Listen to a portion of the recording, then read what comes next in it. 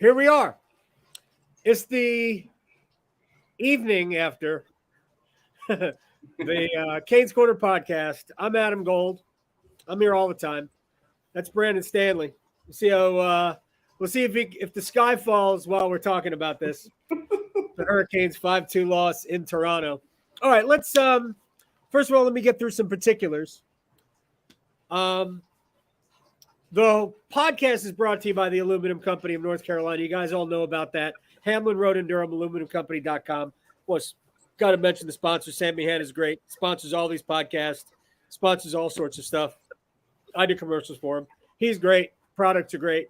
Just check him out online, aluminumcompany.com. All right. What are your thoughts about what we just saw, Brandon? Because I've got some things I want to get to, but before we get to like specifics, what'd you think about tonight's game? I think they got a lot to figure out over the next couple of weeks. Yeah.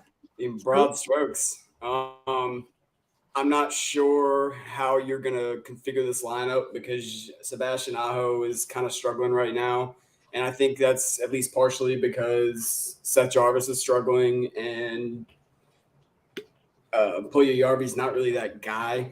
Like, he just doesn't have a whole lot of help out there, and he doesn't have points in 7 straight games. Like, I think there's a pretty obvious correlation there. Yeah. You know, at the end of the day, I guess there's to some degree a good thing. I mean, obviously it's a bad thing it happened at all, but it's a good thing it happened with a little bit of time left before the playoffs happening, losing Svechnikov, I mean. But I don't know. Rod's going to have to get creative and figure out a way to create a little offense here. Yeah. Specific to tonight's game, my feeling, and I said this during the game in the intermissions on the network, I said it in the aftermath, we can get caught up in what the score was through 2 periods. It was 4-2 Toronto. Carolina was the better team. They played a better game. They created more opportunities for themselves. They also created opportunities for Toronto, and that was a big problem tonight. And this game looked eerily similar to me to the games against New Jersey and the games against Vegas and the game against Vegas, in which they really didn't allow a lot, but what they allowed, they gifted. And right now, none of the goaltenders that they use, that they employ, that they pay, are saving them. The goaltending has just been like not good.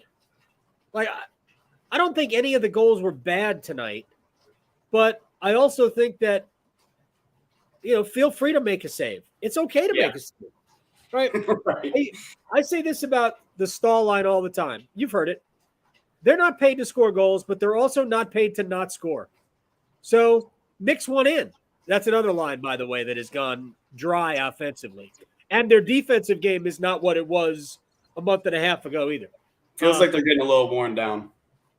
Yeah, Rod I didn't pay close enough attention tonight. My fault to matchups, and I can go back and look at it because it's readily available.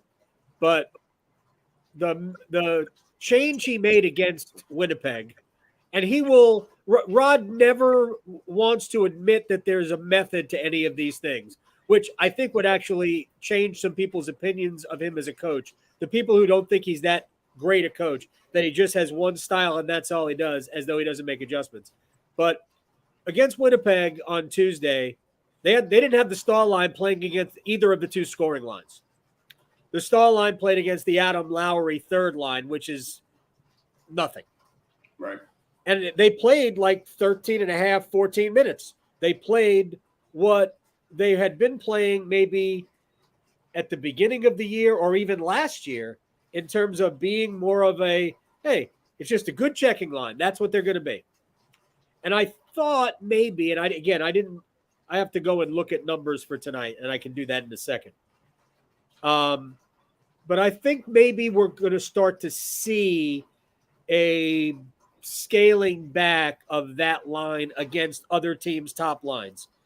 The better Kotkaniemi plays defensively, the more Rod will trust that line to handle the other team's better scoring lines. That's the way I look at it. But I didn't think I thought Carolina's game through 2 periods was good. They arguably, I mean, do you put any stock in natural stat trick? I cherry pick. I mean, I do too. But in general, there's a couple like just for the raw data, just for the shot numbers, the shot totals. Yeah. I don't put a ton of stock in things like grade A scoring chances because I think they're very subjective. Plus, they change from player to player depending on where shots come from. But expected goals was 2-1 in favor of Carolina through 2 periods. And what was the score? It was 4-2. And I kind of felt like that was the way the game should have been played. Like the power play goal was a fluke. I mean, just a complete joke. The second goal was Natchez was a traffic cone against Marner on the right side. I mean, I don't know what he was doing. The third goal, the fourth goal, did he try a drop pass or what was that? It was like a little touch pass from Kotkaniemi to Natchez, I think. And then Natchez just overskated it and boom, again, another gift. So I feel like Toronto really didn't have to do much. They were handed at least 2, and then the power play goal was a fluke. The first one is the first one. I don't think anybody's at fault. Just kind of a deflection, good play. Maybe Drury should be more on top of Aston Reese in the high slot. I don't know. But I felt their game was fine, but they got to get a save. Right. What do you think of Kochetkov getting the start? I liked Rod putting him in that position and testing him. I mean, he said before he wants to alternate goalies, right? And he's kind of rolling with that, even though this kind of looked like a pretty obvious game for Freddie to start. But I like giving him that opportunity to see what the kid's got. Maybe he starts playing like he did early in the year again, And obviously that didn't really happen. No. Look, he's not bailing him out, but neither is Freddie. Right. And neither is Ronta. So rather than look at time on ice totals and matchups from tonight, I wrote down and I pulled some numbers from each of the goalies in their most recent starts. Kochetkov's only made 3 starts since coming up. They're not awesome. But in his last 7 starts, dating back to coming back from the injury and not playing as well, he's 1-5-1 in his last 7 starts with an .868 save percentage. Right. Anderson in his last 6 appearances, because one of them was not a start. One of them he came in for Ronta after the first period. He's allowed 13 goals on 107 shots. He never sees shots because this is what the Hurricanes do. He's 3-3 with an .879 save percentage. That includes a shutout, the game against Tampa, where he saw 14 shots. And it includes 1 goal in 14 shots in the relief appearance when he came in for Ronta and they won the game. So .879 save percentage, that ain't good. And that's where the Hurricanes' goaltending is right now. And I said before the season that my biggest fear was that their goaltending wasn't good enough. When you said earlier that they have to figure things out, what runs through your mind? Are you write about the sport. You're on Track in the Storm podcast. You do all this stuff. So when you guys are hashing this out, what are the things that you're throwing against the wall that might trigger something? I'm flipping Teravainen and Jarvis is the first thing I'm doing. If you put Teravainen, Aho, and Jarvis all on the same line, they're going to get crushed in the playoffs and they're going to create zero space. So you can't do that. Right. But I think it's probably time to see if you can put the 3 fins together. I mean, see what happens. Again, Puljujarvi's a big body. He can bang in the corners. He can get to the front of the net. Maybe you'll have something there with the 2 guys that can create for him or create in general next to him. And Jarvis in general, I just feel like he's pressing a little bit and just not giving them what they kind of need out of a top 6 winger right now. So I think it's probably a good opportunity to move him around and see if you can spark him a little bit as well. Him and Natchez seem like a decent fit together too, on paper anyway. Yeah. I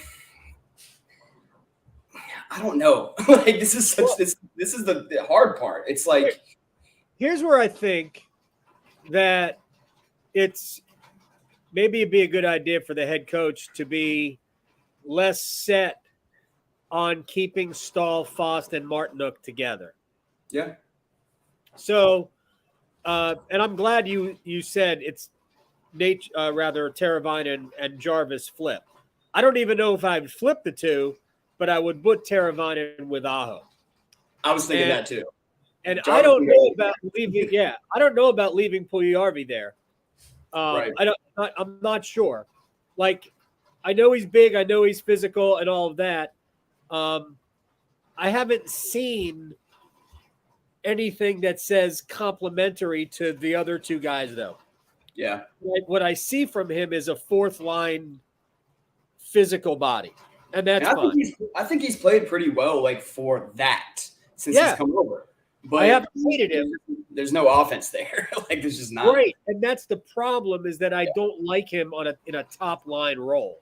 Right now, this is not the World Juniors anymore.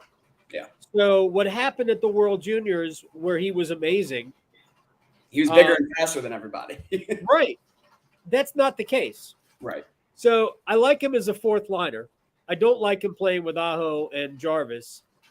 I'd like him less playing with Aho and Teravainen. But maybe, I know it's going to sound weird, and this is going to piss off Canes fans anyway. Maybe you put Martinook there. I knew you were going to go there. Look, I'm not. It's not the best option. I don't. The best option is the guy who just had ACL surgery. Right. Or maybe you put Nason back up there. Also, not a great option, but they got to get something. Your top line can't go 7 games without a point. Aho, Jarvis has a couple of assists, but Jarvis is 10 games without a goal. Aho's 7 games without a goal. Stahl's 7 games without a goal. Nason's 14 without a goal. Martinook's 15 without a goal. 16. I'm sorry, 16. My fault, Jordan. Stepan's 15 without a goal. Not that big a deal, but they got to get their top guys going. I'm interested to see, especially with Spetch going to IR, do you call up a guy like Jamison Reese or Vasily Ponomarev? Not for a top 6 role or anything, but see what they got. This is why you're here. This is why you're here, because you mentioned Jamison Reese. That's who I want to see. They need an a-hole. Like Spetch was their only real a-hole. Reese is an a-hole. Yeah. They need some of that. I really think they do. And you could put Reese in place of Martinook on the Stahl-Fost line probably, or you can put him on a fourth line and bump somebody else up. There are things you can do, and I really don't want to spend time whining about what they did or didn't do 2 weeks ago, because I don't know that it really is worth anything at this point, because there's still 15 games in this season left and the playoffs, and I still think they're good enough to do a lot of damage in the playoffs. Sure. And it was a singular game. But the Svechnikov injury left them very, very thin for options. And right now, I thought Stastny was playing pretty well, and he's not in the lineup because because Drury is a center, and Drury probably will add a little bit of pace to the game, even though I don't know that he's significantly better right now than Stastny.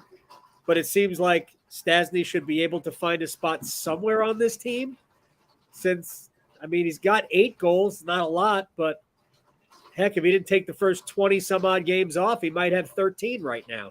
He's not the guy I would have taken out, I can tell you that. Stepan's like one of their few right shot face-off guys, I guess. I don't know if that's maybe the argument. I think that is. I think that's an argument. I think also that he's also a penalty killer, and Stastny is not. I don't know. Have you noticed that Natchez is not on the PK very often anymore?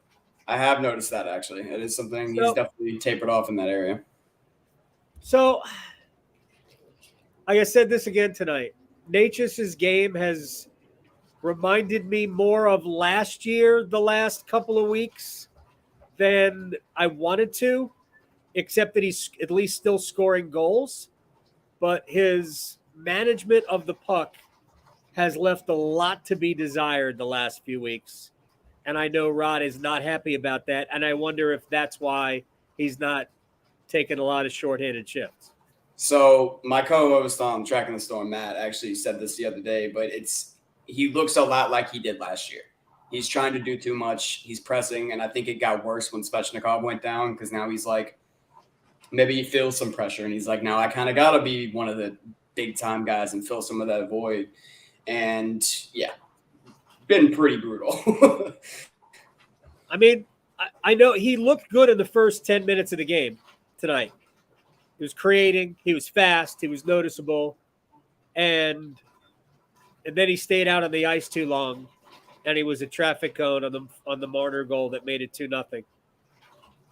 And he missed the net on a breakaway. And after that, it was just well, we've seen enough of that, didn't we, today? Seriously. I mean, Jarvis missed the net twice on great opportunities. Kokoniemi shot high. I mean, I want to give Samsonov credit for the save on the pad save on Aho, but I mean, just elevate the puck, man. Yep. I mean, I can't skate, so I can't say that that's easy, but I see these guys do it. Right. So why didn't he? Right. Like I mean, all of I find myself tweeting that a lot. Like, buddy, just upstairs. All you gotta do. He's still a young man. I mean, he should be able to get it up, I think. I don't know.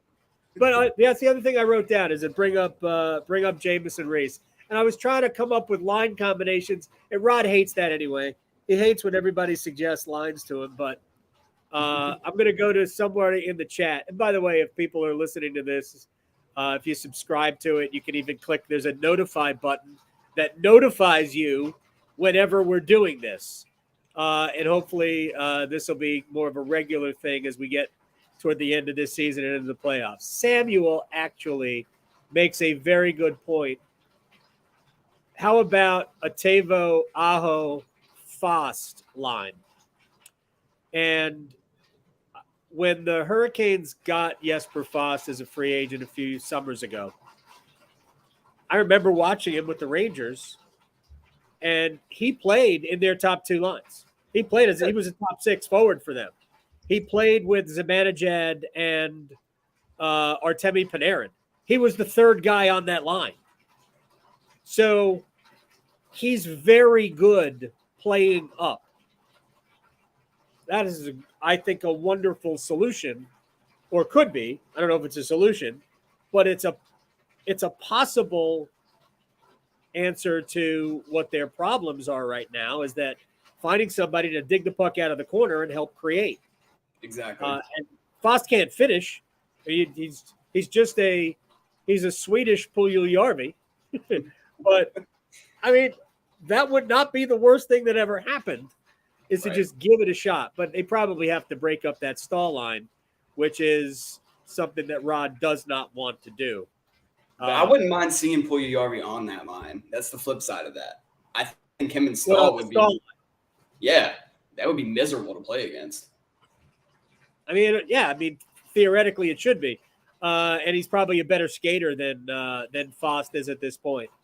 But Jesper played in the top six here for in the first, a good chunk of the first year at times. He played up, so I don't know. Maybe that's something that they could do. Russell, what do you think about a Teuvo, Aho, Natchez line? Russell asks that question. I think it would be kind of the same thing I was talking about earlier. Who's going to create space for you? Who's going to win puck battles? How is that line not going to get out muscled and be defending the entire time, especially once you get to the playoffs? Now, I've thought a couple of times this year they should go back to Aho and Natchez. Have they played together at all this year? I feel like if they have, it was very brief. A little bit, yeah. I mean, first half of the year they did at times. Like year before last, those two when they were together were unreal. Like, Yeah. amazing. When Teravainen was out and they put Aho and Natchez together, we kind of made jokes that Tavo's going to have to find a new BFF. Right. Yeah. Be lucky if he didn't lose his spot in the sauna. But yeah, look, Aho and Natchez are fine.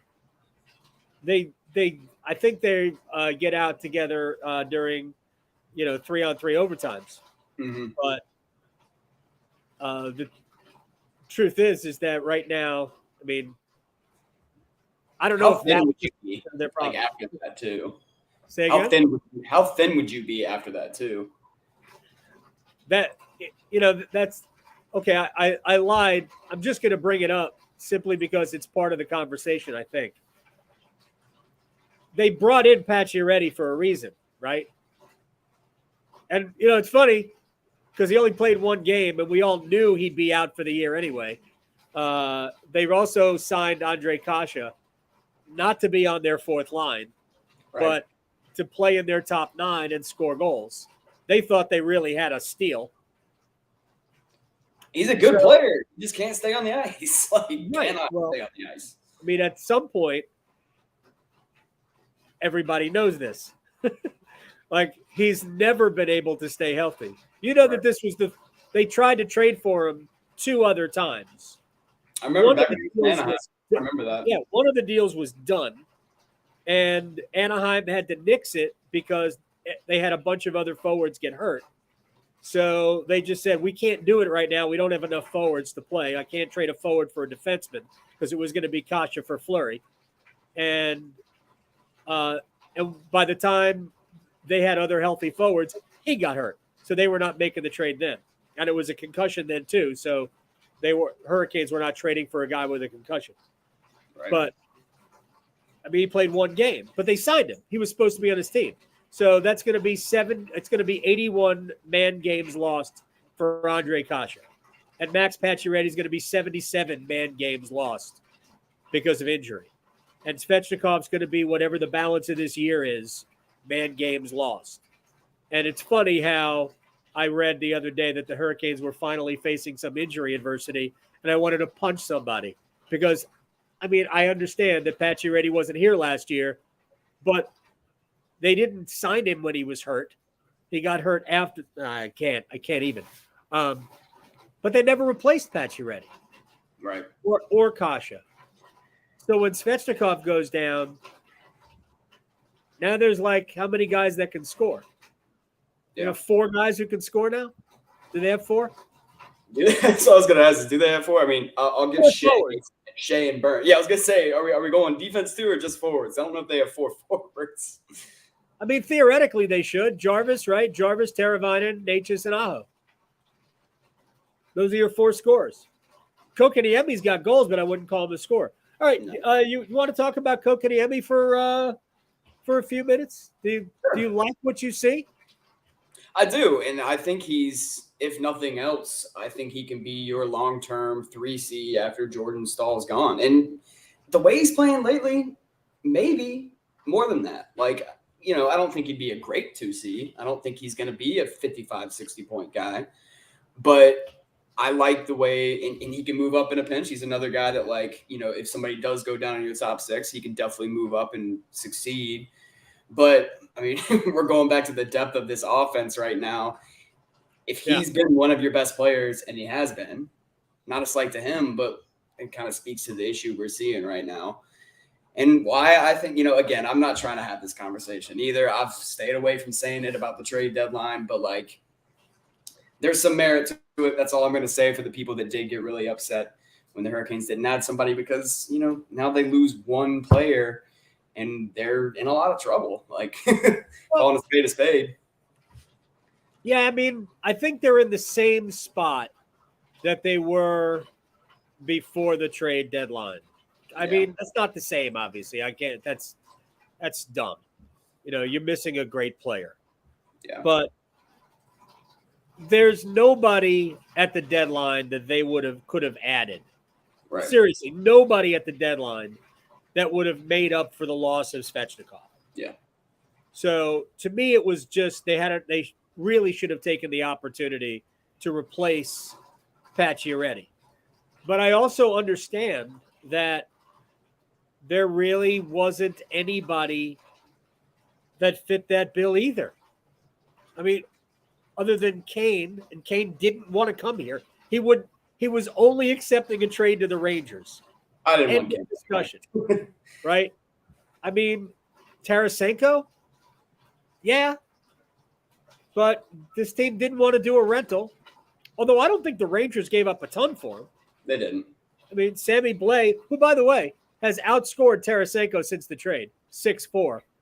Doesn't mean anything, but Sammy Blais has 6 goals. Tarasenko has 4. Like, there just wasn't a ton. I do think they went hard after Lindholm.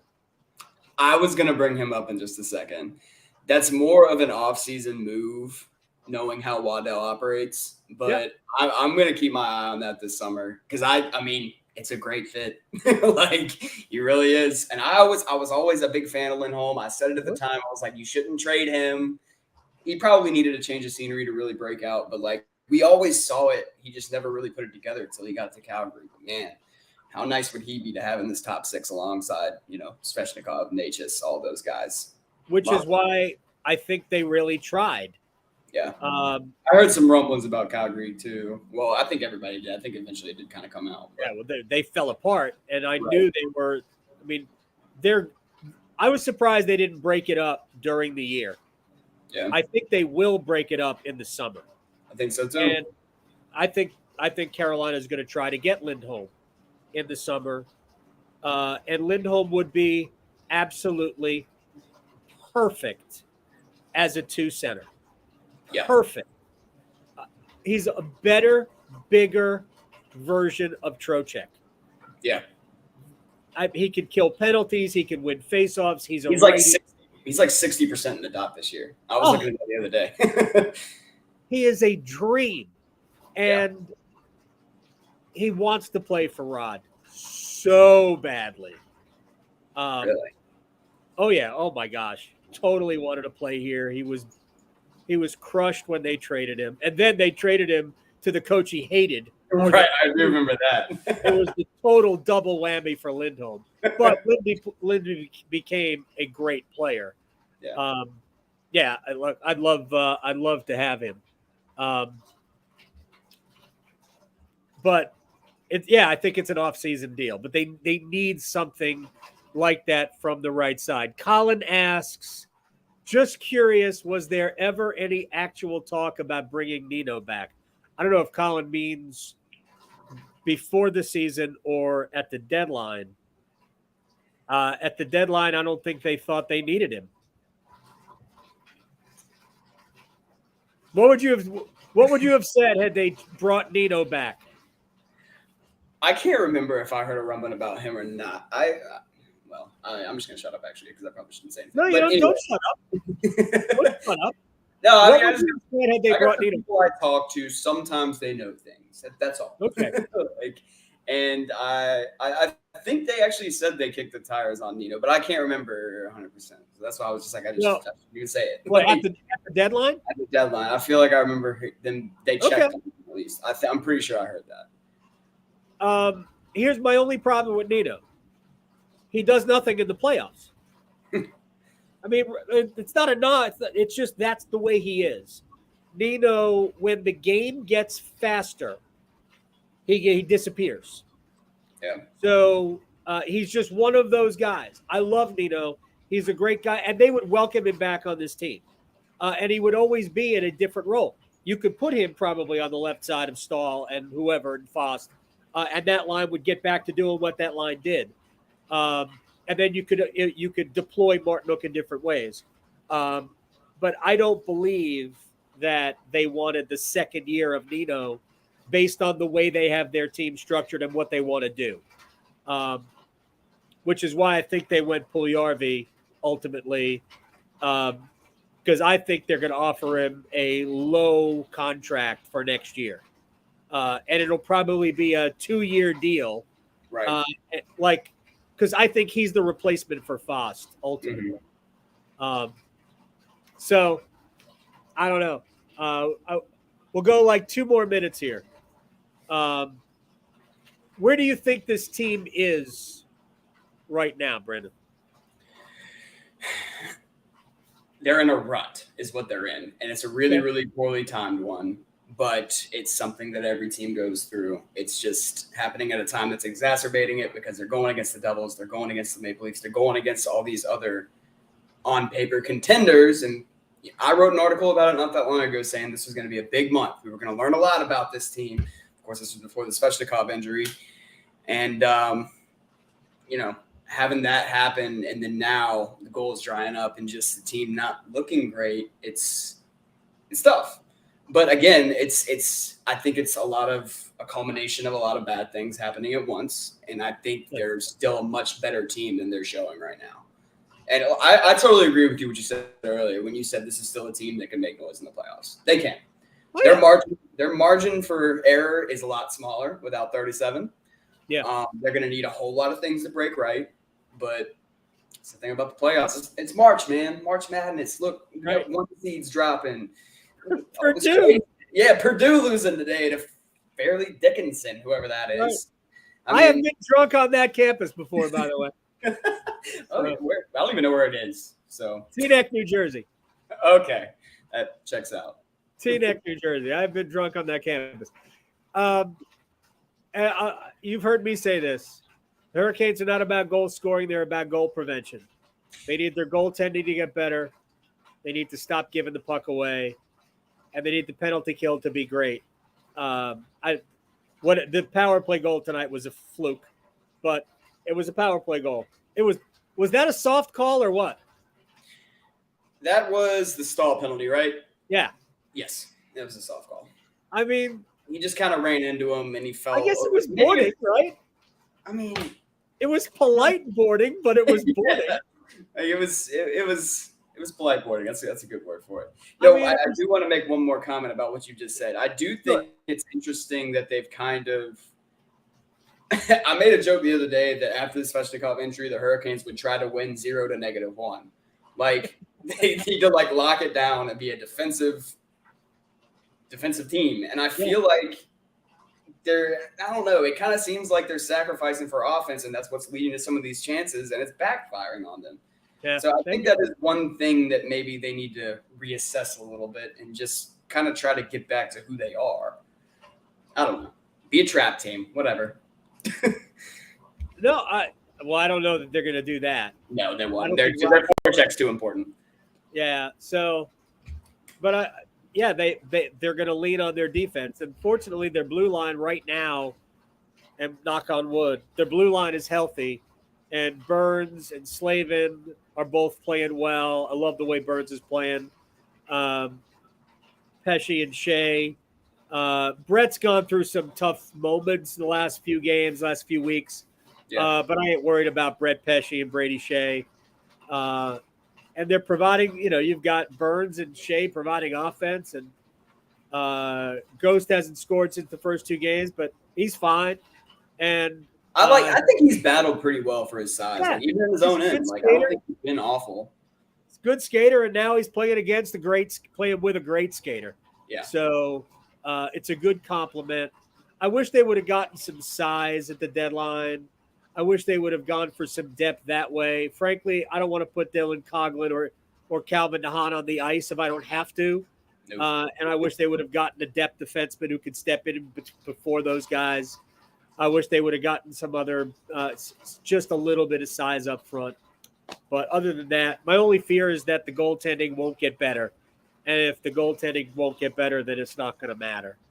Right.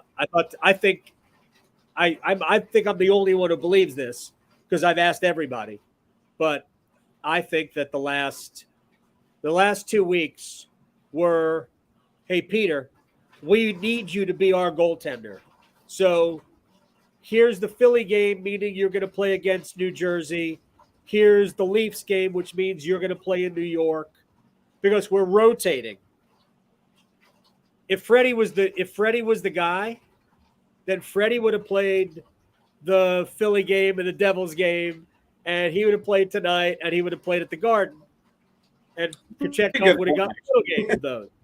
Yeah, but I think it's an open competition. I think Rod is daring Kochetkov to take the reins, and he hasn't done it now in the last two starts anyway.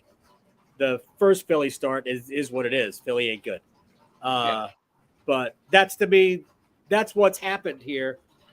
And I would imagine if Anderson plays well against the Flyers tomorrow, that Freddie will get the start in New York. Maybe not. Maybe I'm wrong. Maybe Rod is just going to rotate the rest of the season and just let the standings fall where they may. Final thing, how important is it to finish first? A couple of weeks ago, I would have said extremely. Now, it'd be nice. Okay. It's really important it's big if they want to make a run, but they're not going to go very far if they can't win on the road. Like, if they have to have their matchup every single night in order to win, you're not going to win a Stanley Cup. I don't think so. You have to be able to win on the road. So I don't think it's that important. I've kind of changed my stance on it a little bit. That's fine. I think it's more important to just be playing well than it is to finish first. Absolutely, yeah, and be healthy. As healthy as you can at this point. But if I do think if they finish first, they will be playing well. So, yeah, because they're going to have to negotiate, especially the next 6 games. Forget about Philly tomorrow; they have to win that. You have to get 2 points out of that game, and then Rangers, Toronto, Boston, Tampa. It'll be fun. Excellent. All right, we can do this again, right? Absolutely. You let me know. You got it. And maybe after a win at some point. I mean, it's up to you. But. I don't know. No, you're 0 for the year. Yeah, I am. I haven't been on one side. We did it the morning after the outdoor game. What are you talking about? Oh, you're right. Okay. Yeah. Okay. See? Well, that was a special occasion. It was. So is this. So is this. We got a new banner around the screen. It's a brand new. Yeah. By the way, shouts to Ashley who who built that morning after banner. So she's the best, and I appreciate her. And that's Brandon Stanley at BW Stanley 26 on Twitter. See, tracking the Storm, the hockey writers, and all that. Thank you very much. I'm Adam Gold. We're brought to you by the Aluminum Company of North Carolina. Thanks to them. Thanks to Sammy Hanna. Beautify your home on the outside and the inside. Make it more energy efficient. AluminumCompany.com for free no obligation estimate. And until tomorrow, 5 o'clock against Philly in a must win. Bye, everybody. Peace. Take care, Brandon. Take it, mate.